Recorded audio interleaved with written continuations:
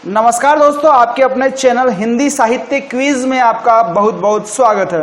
दोस्तों, आज की इस वीडियो में हम विजय दान देथा की प्रसिद्ध कहानी उजाले की मुसाहिब के 25 महत्वपूर्ण प्रश्न देखेंगे। ये 25 महत्वपूर्ण प्रश्न वन लाइनर हैं। तो चलिए शुरू करते हैं आज का ये वीडियो।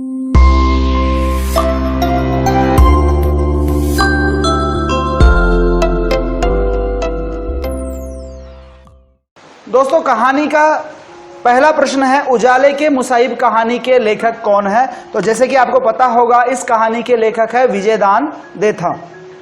अगला प्रश्न देखिए, लेखक विजय दान देथा का जन्म कब और कहां हुआ था?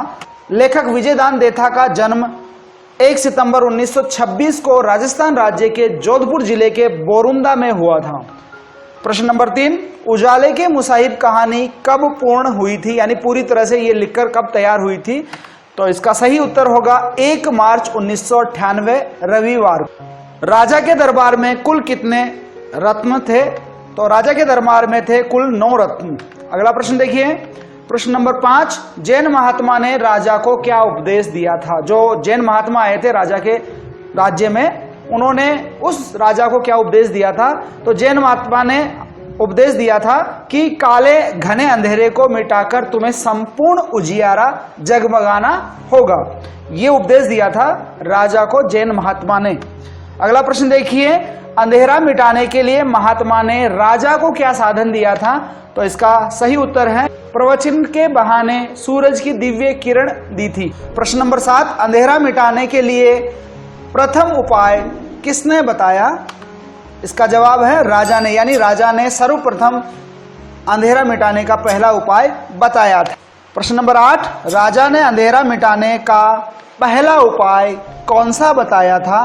तो इसका सही उत्तर होगा पानी की तरह घर से बाहर अंधेरे को उलीचने का काम। जिस प्रकार से घर में पानी भर जाता है और उस पानी को हम अपने हाथों से या बर्तनों की मदद से बाहर उलीच देते हैं, उसी तरह राजा ने अंधेरे को भी अपने घरों से बाहर उलीचने का उपाय बताया था, और ये उपाय राजा के द्वारा बताया गया था और ये पहला उपाय था।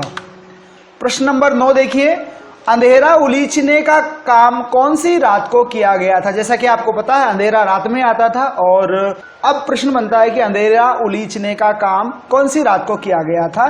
तो इसका सही जवाब है अमावस्या की रात को, क्योंकि अमावस्या की रात को अंधेरा बहुत ज्यादा होता है।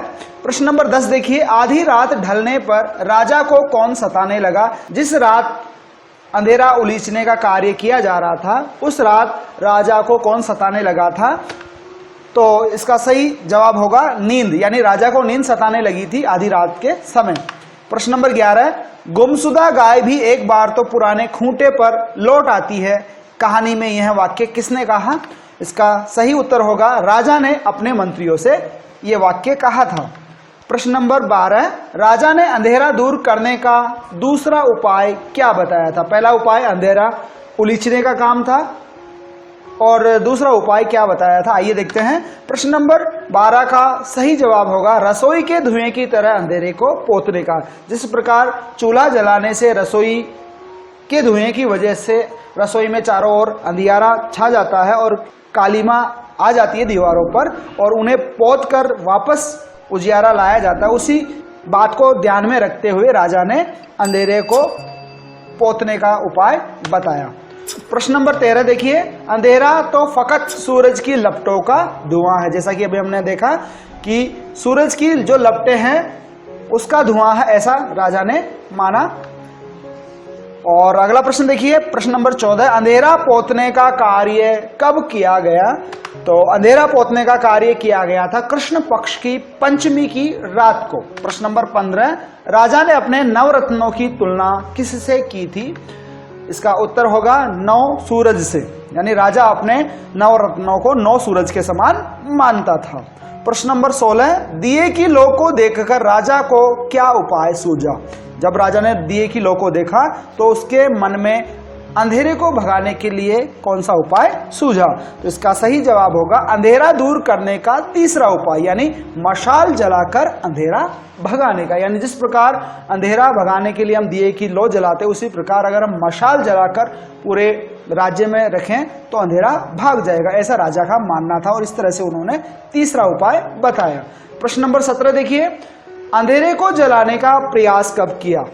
और इसका सही जवाब होगा शुक्ल पक्ष की चतुर्दशी की रात को यह प्रयास किया गया। प्रश्न नंबर 18 देखिए, दीवान और नवरत्नों को राजा की बुद्धि पर कितना भरोसा था? इसका सही जवाब होगा 21 आना, यानी दीवान और नवरत्नों को राजा की बुद्धि पर 21 आना भरोसा था। प्रश्न नंबर 19, कहानी में किसकी चाटुकारिता सीमा का अतिक्रमण करने लगी थी? और इसका सही जवाब होगा दीवान की चाटुकारिता की सीमा अपना अतिक्रमण करने लगी थी।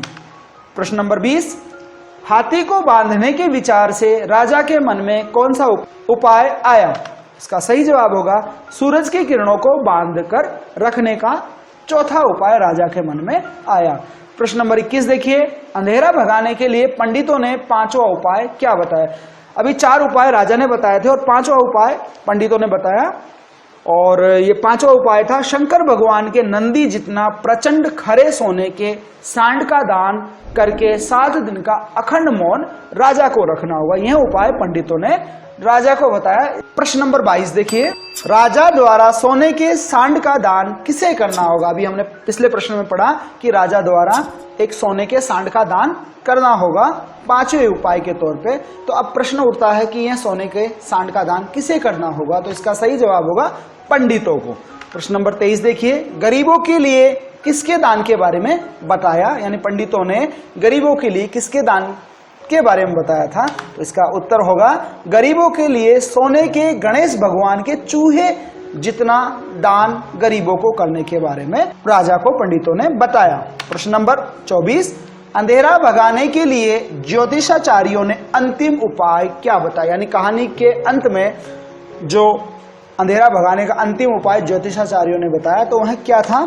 इसका जवाब होगा नगर के भीम तालाब में सतह से 1.25 हाथ नीचे 7 घोंसले खुदवाने का आदेश फरमाए, और उन घोंसलों में शगुन चिड़िया अलग अलग अंडे देगी, तब आपका कोई उपाय व्यर्थ नहीं जाएगा। यानी राजा द्वारा जो भी उपाय किया जा रहा था वो व्यर्थ जा रहा था और अंधेरा वापस लौट के आ रहा था। तो इस वजह से ज्योतिषाचार्यों ने बताया कि आप अगर ये काम करेंगे, ये जो अंतिम उपाय बताया वो करेंगे, तो आपके कोई भी उपाय आगे से खाली नहीं जाएंगे, बेकार नहीं जाएंगे। प्रश्न नंबर 25 और इस वीडियो का आखिरी प्रश्न, उजाले के मुसाहिब कहानी में नरक की अमिट कालीमा किसे बताया गया है? तो इसका सही जवाब होगा अंधियारे को।